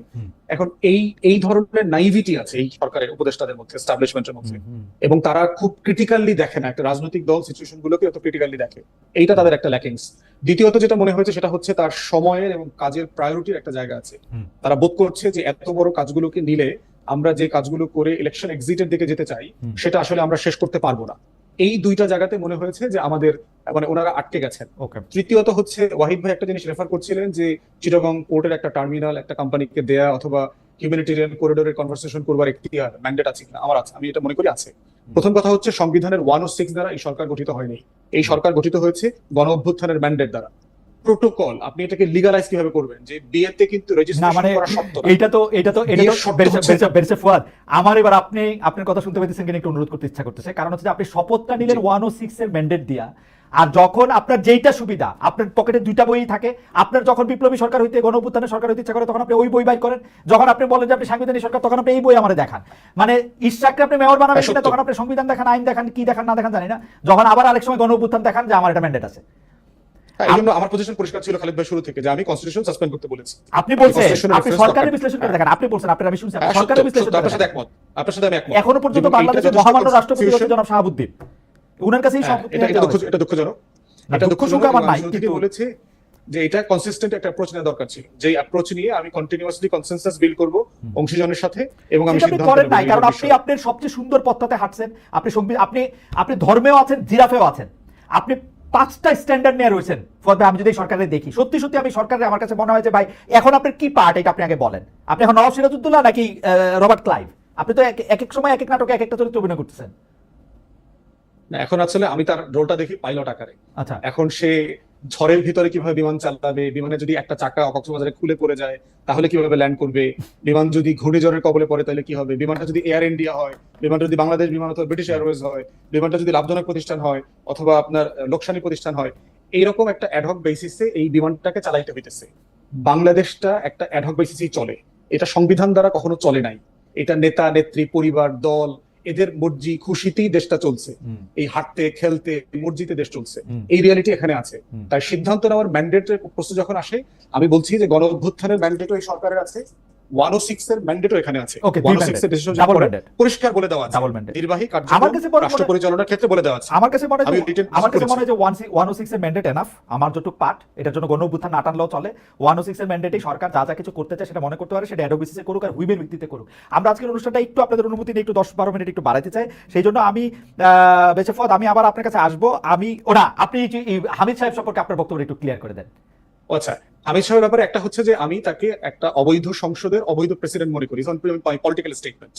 কিন্তু এর মানে এইটা না যে নাগরিক আকারে সে দেশের বাইরে যেতে পারবেন অথবা ঢুকতে পারবেন, যে কোনো ফর্মে যাওয়া আসার ব্যাপারে তার যদি কোনো নিষেধাজ্ঞা না থাকে তাকে তো আপনি এটা মানা করতে পারেন না। রাইট, সে যদি ফৌজদারি অপরাধ করে থাকে তাকে আপনি জিজ্ঞাসাবাদ করবেন, তাকে Right. পুলিশ কাস্টাডিতে নেবেন, Right. তাকে বিচারের মুখোমুখি করবেন। Right. কিন্তু যে হচ্ছে বাংলাদেশের নাগরিক, তার দেশের বাইরে যাওয়া ফিরে আসার এখতিয়ারে তো আপনি হাত দিতে পারেন না। আচ্ছা বেঁচে ফদ আমার আবার এটা তখন শত্রুর প্রতি আমাকে না, বিচার right, করতে হবে, right. ইনসাফ করতে হবে। রাইট, তো বেঁচে ফদ এইটা আমার একটু বুঝায় কোন তো, তাহলে উনি যখন চলে গেছিল একটা তদন্ত কমিশন কেন হয়েছিল, উনি চলে গেছেন কেমনে? উনি কি তখন এটা পুলিশ দেখেন নাই সাসপেন্ড যে হয়েছে, তাকে গ্রেফতার করা পুলিশ হবে? সাসপেন্ড হয়েছে, হ্যাঁ, আমার কাছে মনে হচ্ছে যে পুলিশ সাসপেন্ড হয়েছে, এক মিনিট হ্যাঁ, ভাই, সত্য। আমার কাছে পুলিশ মনে সাসপেন্ড হয়েছে হয়েছিল, যে কিন্তু উনি উনি কি চলে আসলে- যাওয়ার কারণে এয়ারপোর্টে দায়িত্বরত যারা ইমিগ্রেশন পুলিশ ছিল হ্যাঁ, বোধহয় 3 বা 4 পুলিশকে সাসপেন্ড আচ্ছা করা হ্যাঁ, সেটা কেন হয়েছে বেঁচে ফদ একটু বলেন তো, মানে একটা তদন্ত কমিশন এখন থেকে আচ্ছা, কি বাইর আমার করবে? কাছে মনে হয়েছে যে উনি কি আসলে চলে গেছেন ট্রিটমেন্টের জন্য গেছেন, না উনি আসলে পালিয়ে গেছেন। এই ধোঁয়াশার মধ্য থেকে ওই কাজগুলো এখানে হয়েছে। না, না, আমি এবং এটা আপনি কারেক্টলি পয়েন্ট আউট করেছেন। না যে না, একটা আমার কথা হইলো যে serious তদন্ত আমি জানি না উনি কমিশন চলে করে- গেছে, আমি জানি না আমি চলে গেছে না পালায় গেছে না ওইখানে থাইকা যাবে, আমি আর কিছু জানি না, কিন্তু উনি চলে যাইতে পারলো কেমনে, এয়ারপোর্ট ক্রস করলো কেমনে? গল্পটা আসছে এরকম যে ডক্টর মোহাম্মদ ইউনূসের চোখে ধুলা দিয়ে সরকারের ভিতরে একটি সরকার সম্ভবত সেনাবাহিনী তাকে পার করে দিয়েছে, এবং এর জন্য একটি তদন্ত কমিশন হয়েছে, 3 জনের চাকরি চলে গেছে, 4 জনের বিরুদ্ধে অ্যাকশন নেওয়া হয়েছে। কেন ওই সময় পয়লা দেখেন না যে তার আসলে বিদেশ গমনে বাধা নাই? এই যে হাইপ, এখানে হাইপ আছে। না, এটা কোনো হাইপ নাই ভাই, আপনি সরাসরি বলেন একটা অযোগ্য, অসমর্থ এবং একটা খুবই মানে কি বলবো একটা হুইম দিয়ে পরিচালিত একটা সরকার, পপুলিস্ট সিদ্ধান্ত ছাড়া আর কিছু নিতে পারে না, এবং ধমক দিলে ভয় পায়। না, বিএনপি যদি চাইতো একটা বিষয় মনে হচ্ছে। ডিসেম্বর মাসে ইলেকশন করাতে পারতো, আরেকটা ধমক দিলে ডিসেম্বরেই করতো। well, আচ্ছা, এটা লম্বা আলোচনার বিষয়, আলোচনা এখন দরকার নাই, যেহেতু দুই পক্ষ এখন আলোচনার টেবিলে আছে। তো আমার মনে হয় যে এটা আলোচনার ভিত্তিতে নির্বাচনের দিন তারিখ ঠিক করা যাবে। ওকে, আমি বেস্টের ফোয়াদ থেকে একটু বেস্টের ফোয়াদ এই ব্যাপারে একটু আমাকে একটু সাহায্য করেন, আমি যে প্রশ্নটা এখন করতেছি, because there R some law terms, আপনি আমাকে লিগ্যাল টার্মস আপনি আমাকে কারেক্ট করেন ইফ আই এম রং। জনাব ওয়াহিদুজ্জামান, তারেক রহমান সাহেব দেশে আসতেছে না কেন? আমরা নানা ধরনের বয়ান শুনতেছি বিএনপি থেকে, বিএনপি ওই ডক্টর ইউনূস সরকারের মতোই 100 রকম বয়ান দেয়, কিন্তু এইটার মধ্যে থেকে বয়ান দিচ্ছে যে দেশে তার বিরুদ্ধে কিছু মামলা টামলা আছে, আরেকবার বয়ান দিতেছে যে দেশে তার নিরাপত্তার ঝুঁকি আছে, আরেকবার শুনতেছি যে না তাও না, তিনি এখন আসলে ডক্টর ইউনূস ম্লান হয়ে যাবে। তো এর কোনটা হইলে অসুবিধা জনাব তারেক রহমানের? আমি জীবনেও দেখি নাই উনারে আপিল আদালতে উনার কেসগুলিকে তুলে নেওয়া হয়েছে ইন অ্যাবসেন্সিয়া, যেখানে উনি পূর্বতন কোর্টের উপর অনাস্থা প্রকাশ করতেছেন, বর্তমান কোর্টে হাজির না হইয়া। এটা হয়েছে জীবনে। আপনার তো এই কোর্টের উপর আস্থা নাই, আগের কোর্টের উপর আস্থা ছিল না, তো আপনার আস্থাটা কোথায়? এবং তারেক রহমান সাহেব কবে দেশে আসবেন, দেশে আসতেছেন না কেন আসলে, মানে এটা একটু বলবেন, মানে এটার কারণটা কি? ধন্যবাদ আপনাকে। আমি জানি না কি কি ধরনের ন্যারেটিভ আপনার সাথে বোধহয় আমার একদিন ব্যক্তিগতভাবে আলাপ হচ্ছিল, Right. সেখানে আমরা কিছু আলোচনা করেছিলাম। দেখ, সেটা আমি যেটা বুঝি সেটা হচ্ছে এখানে 3টা ফ্যাক্টর মূলত কাজ করেছে। একটা হচ্ছে প্রথম সবচেয়ে বড় ফ্যাক্টর ছিল হচ্ছে ওনার নিরাপত্তা। আচ্ছা, নিরাপত্তাটা একটু ব্যাখ্যা করবেন ওয়াহিদ ভাই, নিরাপত্তাটা জি, একটু যদি ব্যাখ্যা করেন তার সেটাই নিরাপত্তার আমি ঝুঁকিটা ব্যাখ্যা কার কাছ থেকে? আমি শুধু একটা দর্শকের মতামত পড়ে শোনাই। এম এস সোবান উনি বলছেন, খালেদ ভাই আপনার কাছে একটা প্রশ্ন, আপনি দুই পক্ষেই কথা বলেন, আসলে সঠিক কোনটা আমরা কিভাবে বুঝবো, পারলে উত্তর দিবেন। আমি বুঝি না বলেই আমি দুই পক্ষে কথা বলি ভাই, প্রশ্ন যেগুলো আছে সেগুলো আমি করি, এগুলো একটা আমার প্রশ্ন না, আমার মতামত না। যাই হোক, ওয়াহিদ ভাই, আপনি বলতেছিলেন নিরাপত্তার ঝুঁকিটা কোন জায়গায়, সেটা যদি একটু বলতেন তারেক সাহেব। প্রথম কথা হচ্ছে, আমি আমার উদাহরণ দিতে পারি। আপনি যখন একটা সিচুয়েশনের ভিতর দিয়ে যান, আপনার ফ্যামিলি যখন একটা সিচুয়েশনের ভিতর দিয়ে যায়, তখন তার কিছু ব্যক্তিগত নিরাপত্তা ঝুঁকি, যেটা আপনি মনে করবেন, যেমন আমি মনে করি। আমি সত্যি কথা বলতে কি, বাংলাদেশ থেকে যখন বের হয়ে যাই, আমি পালিয়ে যাই, মানে আমি এতটা ইনসিকিউর থাকতাম বাংলাদেশে, আমাকে ওই যে তুলে নেওয়ার চেষ্টা করছে বেশ কয়েকবার র্যাবের জিয়াউল হাসান, জিয়াউল হাসান র্যাবে ছিল। জি, তো শুনতে হাস্যকর শোনাবে আপনার যে মালয়েশিয়া যাওয়ার পরেও আমি এমনকি সিকিউরিটি গার্ড দেখলে আমার ভয় করতো, একটা ট্রমা হয়ে যায়। হুম। এটা এই প্রসেসগুলো, এই সিচুয়েশনগুলোর ভিতর দিয়ে যে গেছে, আপনি এটা তার এটা নিয়ে হাসি করা, বা এটা আসলে অমানবিক বিষয়। না না না, এটা আমি অ্যাবসলিউটলি আপনার সাথে একমত, কিন্তু আমি এখন আপনাকে আমি ওনাদের বিষয়টা বলি। ট্রমার ব্যাপারটা আমি একমত। হ্যাঁ, দেশনেত্রী বেগম খালেদা জিয়া ওনার লাইফে অনেকগুলো ফেজের ভেতর দিয়ে গেছেন, খুব ভয়ঙ্কর ভয়ঙ্কর ফেজ। যেমন উনি যখন জনাব তারেক রহমানকে নিয়ে প্রেগনেন্ট, সেই সময় পাক ভারত যুদ্ধ শুরু হলে উনি বাংলাদেশে ওনাকে পাঠিয়ে দিলেন প্রেসিডেন্ট সাহেব, এবং উনি যুদ্ধে চলে গেলেন। উনি জানতেন না যে ফেরত আসবেন কিনা। এর 5 বছর পরে এই দুইটা বাচ্চা নিয়ে উনি আবার একই অবস্থা, মেজর সাহেব যুদ্ধে চলে গেলেন, প্রেসিডেন্ট সাহেব। ওয়াহিদ ভাই, আপনি আমারে ভুল বুঝেন না, আমি এই ব্যাপারগুলোর সাথে একমত। আমাকে একটু বলতে দেন, আমি আমি আপনার এই সিচুয়েশনগুলো ব্যাপারগুলোর জানি বলে আপনাকে বলতেছি, জি, বলতে দেন জি, আমাকে। জি জি বলেন। এবং উনি কিন্তু খুব ইনসিকিউর ফিল করতেন দুই ছেলেকে নিয়ে। এরশাদের আমলে তারেক রহমান সাহেব যখন ঢাকা বিশ্ববিদ্যালয়ে পড়েন, উনাকে একবার তুলে নিয়ে ওনাকে পিটানো হয়েছিল। আপনি বোধহয় ছবিগুলো দেখছেন, আপনার মনে থাকার কথা, আপনি এখন আর্কাইভে গেলে পাবেন। এবং উনাকে ধরে নিয়ে পিটাইছিল সম্ভবত গোয়েন্দা সংস্থার লোকজন। এবং তারপরে উনি ছেলেকে আর ইউনিভার্সিটিতে যেতেই দেন নাই, ঢাকা ইউনিভার্সিটিতে যেতেই দেন নাই ভয়ে। এখন এই যে একটা ট্রমা আছে, আপনার বেনিগনা একুইনোর একটা ঘটনা আছে ফিলিপাইনের, এইটা নিয়ে ওনার উপরে ওনার পরিবার থেকে একটা চাপ আছে যে তুমি সিকিউরিটি নিশ্চিত না করে কিন্তু দেশে যেও না। দ্বিতীয় বিষয় যেটা আছে, ওকে, সিকিউরিটি নিশ্চিত না করে দেশে যাওয়ার ব্যাপারে পরিবারের একটা, জি আপনি একটু দ্রুত যদি শেষ করেন তাহলে এটা একটা আপনার পয়েন্ট। দ্বিতীয় যে বিষয়টা আছে মামলা, হ্যাঁ মামলা, উনি দেশে না গেলে তো মামলাটা কিভাবে ফেস করবেন, এটা আমার বলেন। এখন যে মামলা তো উঠে গেছে সব, না এখন যাবেন উনি, এখন যাবেন উনি, মামলা তো উঠে গেছে না। এটা পৃথিবীর যে, আমি দুইটা জিনিস আপনাকে বলি, রাজনীতিবিদদের নিরাপত্তার ঝুঁকি জনাব একুইনোর কথা আপনি বলছেন, তারও আছে। আমি এখন যে দেশে আছি সেই দেশেও আছে, জনাব ট্রাম্প গুলি খাইছেন কতক্ষণ আগে, আমি চাই। কিন্তু এই ঝুঁকি আছে বলেই তো সারা দেশের মানুষের মাথার মুকুট উনি কি খালি এখন প্রধানমন্ত্রীর আসনটাতে বসলেই বুঝবেন যে উনার ঝুঁকি নাই? বিষয়টা ওই যে আপনাকে আগেই বলেছি যে এটা আমি বুঝবো না, এই সিচুয়েশন গুলোর ভিতর দিয়ে যারা গেছে, যাদের পরিবার গেছে, তারা বুঝবেন। ওকে, আর বিচারের বিভাগে তো যখন আপনি আপিল করবেন, বিচারের বিষয়টা। আর তৃতীয় যে বিষয়টা আপনি বলেছেন, এটা অনেকের ধারণা, এবং ওনার সাথে আমার কথা বলেও বিভিন্ন সময় মনে হয়েছে। আমি ব্যক্তিগত, গতকালকের একটা ব্যক্তিগত বলি, ওনার সাথে বিভিন্ন দেশের গুরুত্বপূর্ণ ব্যক্তিরা সাক্ষাৎ করছেন, অতীত করেছেন। উনি এগুলো ছবি কখনোই সোশ্যাল মিডিয়া দিতে দেন না। এবং আমার হাতে যখন কখনো চলে আসলে উনি পার্সোনালি গতকালে ফোন করছেন উনি, যে আপনার এটা কিন্তু এখন দিয়েন না, কারণ হচ্ছে যে আমার ডক্টর সাহেবের সাথে আমার যেহেতু মিটিং আছে, এই মুহূর্তে এটা দিলে ফোকাসটা এইদিকে চলে আসবে, এটা একটা ইমব্যালেন্স তৈরি করবে। উনি প্রত্যেকটা মানুষের তার নিজের মতো, আপনি সব গ্রামার দিয়ে সবকিছু সেট করতে পারবেন না। উনি হয়তো চান যে, আমার যেটা মনে হয়েছে যে এখন যদি যান, এই যে কথাটা অভিযোগটা আপনারা করলেন, হাসাহাসি করলাম আমরা, যে আমার কাছে তদবির করবে, তার মানে মানুষ বুঝতে পারছে যে বিএনপি পাওয়ারে চলে আসবে, বিএনপি সবাই তার পক্ষে। এখন হলো বাড়তি একটু প্লেন ভাড়া খরচ হইতেছে ওয়াহিদ ভাই, মানুষ লন্ডন গিয়ে ওনার কাছে তদবির করে আসতেছে। শফিক সাহেব গেছে, সবাই যে ইউনূস সাহেব গেছে, দেখা পায় না, শফিক সাহেব গেছে, না এই যে শফিক সাহেব ইউনূস সাহেব পায় না না না না না না, আমি অনেক এই বিষয়গুলো আমি সাক্ষী। আচ্ছা, তাহলে আপনার কাছে করে যে উনি বলেন যে আপনি এখানে আসছেন কেন, প্লেন ভাড়া দিয়ে আসছেন কেন, ঠিক আছে, আপনি গুলশান অফিসে যে আমার সাথে স্কাইপে বসেন নাই কেন, এত খরচ করছেন কেন, উনি দেখাও করেন না। ওকে, আমার আচ্ছা ঠিক আছে, দেখা যায় জুমার নামাজ পড়তে যায় ওনার সাথে একটা ছবি তুলে আসে। হ্যাঁ বুঝতে পারছেন? এটা আপনি ঠিক বলছেন যে যাচ্ছে, কিন্তু যে ওনার দেখা পাচ্ছে এটাও সঠিক না। আচ্ছা ঠিক আছে, আমরা আপনাকে ধন্যবাদ জানাই জনাব কেওয়াইদুজ্জামান। আমরা একদম শেষ পর্যায়ে চলে আসছি। আমার শেষ প্রশ্ন ব্যারিস্টার ফুয়াদের কাছে, সেটি একটি হলো, আপনি জুলাই হত্যাকাণ্ডের বিচার প্রক্রিয়া নিয়ে আপনি আমাদের অনুষ্ঠানে বলতেছিলেন, কিন্তু সম্প্রতি আপনি বলেছেন যে বিচারের যে ন্যূনতম গ্রহণযোগ্য মান সে ব্যাপারে কোনো প্রকার আপোষ করা যাবে না। আপনি নিজের ইউটিউব চ্যানেলে, যেটাতে আপনি পডকাস্ট করতেছেন এখানে, সেখানে আবার বলছেন যে আদালত পাড়ায় নতুন চেহারায় মাস্তানি শুরু হয়েছে, মামলাতে নিজের মতো করে রায় দেওয়ার জন্য বিচারপতি ও বিপক্ষের আইনজীবীদের হেনস্থা করার সকল অপচেষ্টা চলমান। আপনার অভিযোগ মতো অপচেষ্টা যদি সফল হয় তাহলে ন্যায় বিচার হবে, এমন আস্থা কি রাখা যায়? আসলে এই প্রশ্নটা উঠতেছে আন্তর্জাতিক অপরাধ ট্রাইব্যুনাল গঠনের পর যারা রাষ্ট্রপক্ষের আইনজীবী হিসেবে যারা নিয়োগ পেয়েছে তারা প্রায় সবাই আগের আমলে ছিলেন আসামি পক্ষের আইনজীবী। এতে কনফ্লিক্ট অফ ইন্টারেস্টের প্রসঙ্গ বারবারই আসছে। মিস্টার ফুয়াদ, আমরা একটু আপনার থেকে কম্প্রিহেনসিভ 2 মিনিট একটু শুনতে চাই। একটা বিষয় হচ্ছে ওই বিভিন্ন আইনজীবীরা যে মাস্তানি করছেন ওটা আমি আইসিটির ব্যাপারে বলি নাই, ওটা সুপ্রিম কোর্টের অ্যাভারেজ প্র্যাকটিসের কথা বলছি। এবং বিভিন্ন রাজনৈতিক দলের যারা আইনজীবীরা আছেন তারা খুবই বাজে আচরণ করছেন, বিভিন্ন অন্য আইনজীবীদেরকে হেনস্থা করা, আওয়ামী লীগের দোসর হিসাবে মামলার একটা প্রতিযোগিতা আছে, যেমন ধরেন বেক্সিমকোর উকিল কে হবে, নাসা গ্রুপের উকিল কে হবে, রানা প্লাজার ওই ক্রিমিনালের উকিল কে হবে, অথবা ওই যে আপনার করোনার যে সার্টিফিকেট জালিয়াতি করলো ওই লোকের উকিল কে হবে।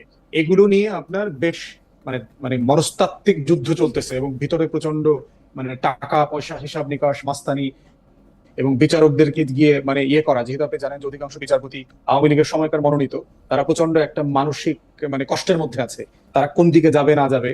তো তাদেরকে ওই মনস্তাত্ত্বিক দুর্বলতাটার একটা সুযোগ নিয়ে হুমকি দিয়ে বিচার প্রক্রিয়াকে তাড়িত করবার চেষ্টা করা হয়। এবং মাঝখানে একজনকে দেখলাম, একজন সিনিয়র আইনজীবীকে একদল আইনজীবীরা মিলে কোর্টে হেরে যাওয়ার পরে ঘুষি পর্যন্ত দেওয়ার চেষ্টা করা হয়েছে এবং একটা ভিডিও দেখলাম।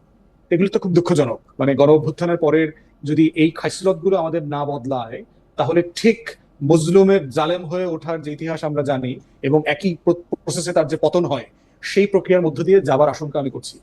আইসিটির ব্যাপারে যেটা বলেছেন সেখানে ব্যাপারে আমি কথাটা পাবলিকলি বারবার বলি, ওনাদের সাথে দেখা হইলেও বলি যে আপনাদের বিচার করবেন এটা ফাইন, কিন্তু মানের ব্যাপারে কখনো যেন কম্প্রোমাইজ করবার সুযোগ না আসে।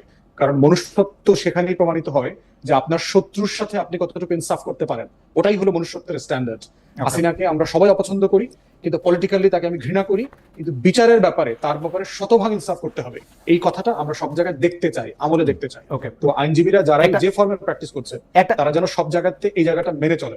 একটা পলিটিক্যাল প্রশ্ন, শেষ পলিটিক্যাল প্রশ্ন আপনাকে আর ওয়াহিদ ভাইকে আমি একটা শেষ পলিটিক্যাল প্রশ্ন করব জানার জন্য, যদি জানতে পারি। সেটা হচ্ছে যে জাতীয় নির্বাচনের দিকে এখন দেশ চলে যাচ্ছে, বিএনপির সঙ্গে আপনারা যুগপৎ আন্দোলনে ছিলেন, হাসিনা বিরোধী আন্দোলনেও আপনারা আসলে রাজপথে ছিলেন। আপনাদের দলের জোট বা বাংলাদেশের রাজনৈতিক জোটগুলি আসলে এখন কিরকম হতে পারে, এনসিপি কি হতে পারে, সেটা যদি 1 মিনিট এরকম বলেন যে মানে রাজনৈতিক জোটের চেহারাটা কিরকম হবে। আপনারা তো মানে এবি পার্টি হিস্টোরিকভাবে যেহেতু জামাত ইসলামী থেকে বেরিয়ে এসছে, তারা তো আর জামাত ইসলামের সাথে জোট করতে পারবে না। মানে বিষয়টা কি হবে যদি একটু বলতেন চেহারাটা। আমি বলবো, হ্যাঁ আপনি 1 মিনিট বলেন, আমি ওয়াহিদ ভাইকে দিয়ে শেষ করবো।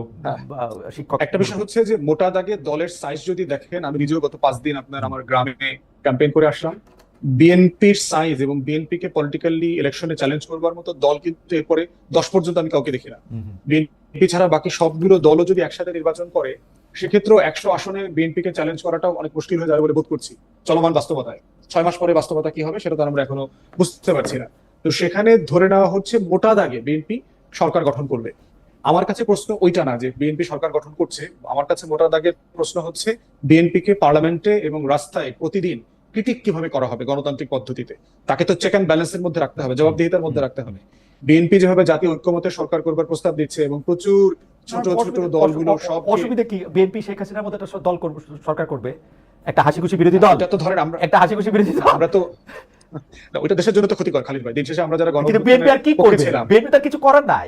আপনি যেটা বললেন সেটার সাথে আমি সম্পূর্ণ একমত। আসলে তো এখন বিএনপির মাঠে কোনো চ্যালেঞ্জ নাই, বিএনপির চ্যালেঞ্জ বিএনপি নিজে। কি করবে এখন বিএনপি? হ্যাঁ, ওইটাই হচ্ছে এখন আমাদের আলোচনার বিষয়, যে বিএনপি কে পার্লামেন্টে সিরিয়াসলি বিরোধী দল আকারে চ্যালেঞ্জ করতে পারবে, কথা বলতে পারবে, সেই রকম একটা ফোর্স নিয়ে আমাদের এখন কাজ করা দরকার। আমি ওইটা নিয়ে বেশি কনসার্ন। ওকে, কে ইমিডিয়েটলি ক্ষমতায় যাচ্ছে এটা আসলে এখন আলোচনার বেশি স্পেস। আমার মনে হয় যে ব্যারিস্টার ফুয়াদ একদম ঠিক কথা বলছেন। 1 মিনিট একটু ওয়াহিদ ভাই বলেন তো, বিএনপি 297 আসন পাবে ধরেন বা 90টা, এইটা বিএনপির জন্য ভালো হবে খারাপ হবে কি হবে? বিএনপি তো আবার এটা হাসিনা সরকারই হবে আসলে। বিএনপি কোন ধরনের সরকার হবে এটা আমি বলতে পারবো না, গণত্ব না আমি। তবে হ্যাঁ, বিএনপির এখন যে মাঠের অবস্থা সেটা বিএনপি ভালো করার আমি সম্ভাবনা দেখতে পাচ্ছি। বাট এইটাও সত্যি যে দীর্ঘ 15 বছর যাবৎ প্রায় 3 কোটি ভোটার যারা নতুন তারা ভোট দেন নাই, উনারা কোন দিকে ভোট দিবেন সেটাও কিন্তু একটা ডিসাইসিভ ফ্যাক্টর হিসেবে কাজ করবে। বাট এটা আপনাকে আমি গ্যারান্টি দিতে পারি যে বিএনপি একটা জাতীয় সরকার গঠন করবে নির্বাচনের পর, এবং আমাদের ভারপ্রাপ্ত চেয়ারম্যান মহোদয় ওনার যে ধৈর্য সহ্য আমি দেখেছি, মানে আমি ওনার কাছ থেকে শিখেছি এগুলো, যে আপনাকে গালি দিলে আপনি এটা সহ্য করতে হবে, আপনার সমালোচনাটা আপনি সহ্য করবেন, এবং উনি এটা এটা অসাধারণ এটা নিতে পারেন উনি, মানে এই যে সমালোচনা, উনাকে ব্যঙ্গ করা এগুলো নিতে পারেন উনি, এবং উনি অ্যাকচুয়ালি এই যে আমাদের অনেক সময় আমরা যখন বসি আপনার মতো এরকম হঠাৎ করে কোশ্চেন করে বসেন একটা থতমত খাওয়াই দেন আমাদের, মানে এটা উনি করেন যে স্পন্টেনিয়াসলি। আমি তারপরে না, আমাদের আজকে আর সময় না, ওয়াইফে আপনার সাথে কথা বলা সবসময় আনন্দদায়ক, কিন্তু আপনি একটা দলের নেতারাই জাতীয় সরকার করবে, দলের নেতারাই ওনাকে চ্যালেঞ্জ করে, এখনো দলের নেতারা ওনাকে চ্যালেঞ্জ করে, দলের নেতারা ওনাকে চ্যালেঞ্জ করে একটা নোট দেন তো। স্ট্যান্ডিং কমিটি ওনার অনেক সিদ্ধান্ত আছে যেগুলো উনি স্ট্যান্ডিং কমিটিতে নিয়ে যায়, স্ট্যান্ডিং কমিটির সিনিয়ররা যখন বলেন যে না এটা করা ঠিক হবে না, উনি ওখান থেকে না, আমি বিশ্বাস করি না, আমি বিশ্বাস করি না। এটা আমাদের ভিডিও করে দেখায়, এটা আমাদের ভিডিও করে দেখায়, এটা তারেক সাহেবের সিদ্ধান্তের বাইরে গিয়ে কেউ তাকে ভিন্নমত পোষণ করে, এটা আমি বিশ্বাস করি না।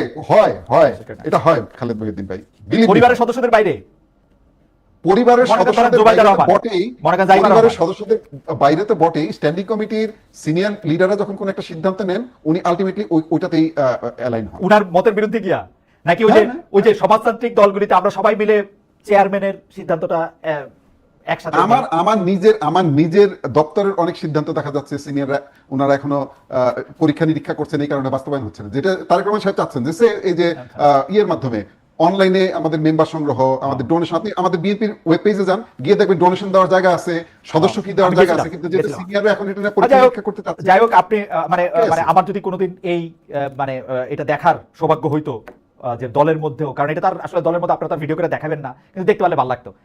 বিশ্বাস অবিশ্বাসের প্রশ্ন না, সেটা আমি মানে উজ্জ্বল করলাম, সেটা একটা রেটরিক। দেখলে হয়তো মনে হতো যে তিনি ভিন্ন মত নেন। জনাব একে ওয়াহিদুজ্জামান, আপনাকে অনেক ধন্যবাদ ব্যারিস্টার আসাদুজ্জামান ফুয়াদ। অনেকগুলি বিষয় নিয়ে আপনারা মতামত দিয়েছেন, অনেক দর্শক আমাদের সাথে সংযুক্ত ছিলেন, আমরা অনেক বিষয় অনেক প্রশ্ন করেছি। এক দর্শকের প্রশ্নটি দিয়ে আবার আমি শেষ করি যে দুই পক্ষেই তো আপনি প্রশ্ন করেন, আমরা সঠিক বুঝবো, আপনি সঠিক বোঝার আসলে